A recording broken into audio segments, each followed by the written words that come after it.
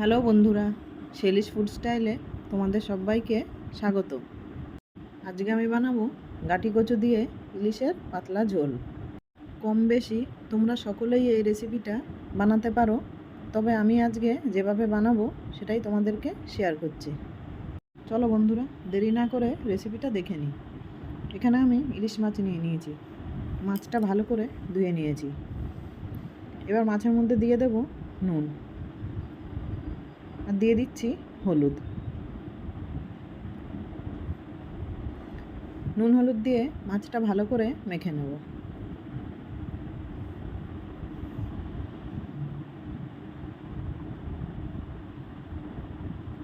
মাছটা ভালো করে মেখে বেশ কিছুক্ষণের জন্য রেখে দেব।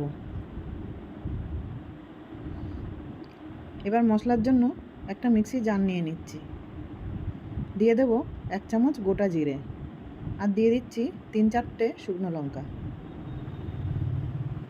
দিয়ে দেব আদা আর রসুন, সামান্য এক টুকরো আদা আর কয়েকটা রসুন। দিয়ে দিচ্ছি একটা টমেটো কুচি। সামান্য একটু জল দিয়ে মশলাটা মিক্সিতে বেটে নেব। মশলাটা রেডি হয়ে গেছে।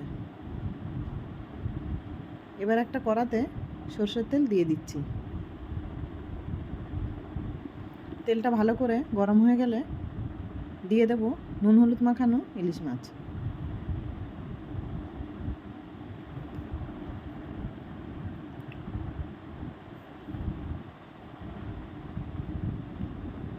মাছের এক সাইডটা ভাজা হয়ে গেলে মাছগুলো উল্টে দেবো।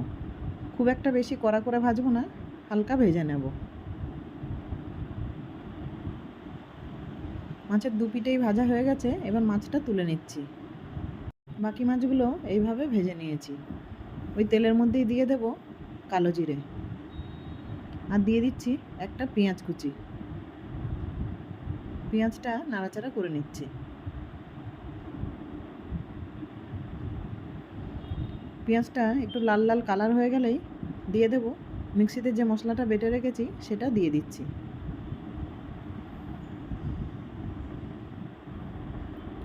মশলাটা ভালো করে নেড়ে নেব।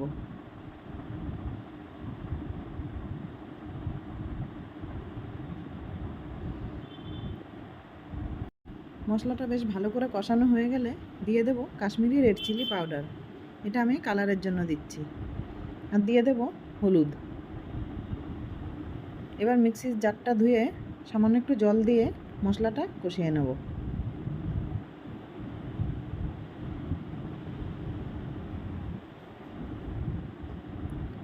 মশলাটা বেশ ভালো করে কষানো হয়ে গেছে। দিয়ে দেব গাটি কচু।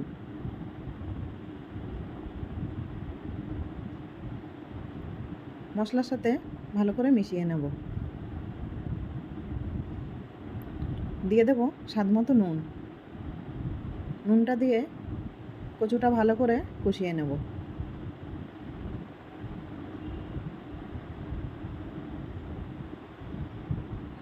ভালো করে কষানো হয়ে গেছে। দিয়ে দেব গরম জল। আমি এখানে গরম জল ব্যবহার করছি। আর এই কচুর তরকারি গরম জল দিয়ে রান্না করলে স্বাদটাও খুব ভালো হয়। এবার ঝোলটা ফুটে উঠেছে। এই সময় দিয়ে দেব ভেজে রাখা ইলিশ মাছ।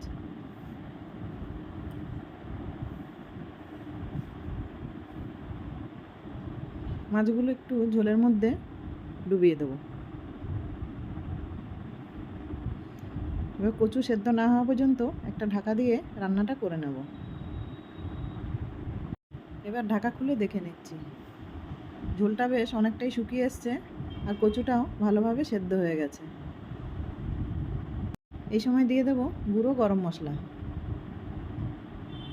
গরম মশলাটা ঝোলের সাথে একটু নেড়ে মিশিয়ে দিচ্ছি। এবার গ্যাসের ফ্লেমটা বন্ধ করে দিচ্ছি। গাটি কচু দিয়ে ইলিশ মাছটা পুরোপুরি রেডি হয়ে গেছে গরম ভাত দিয়ে খাওয়ার জন্য। বন্ধুরা, ইলিশ মাছের এই রেসিপিটা কেমন হয়েছে কমেন্ট করে জানাবে। রেসিপিটা ভালো লাগলে একটা লাইক দিয়ে দেবে। দেখা হবে পরের ভিডিওতে। নমস্কার বন্ধুরা।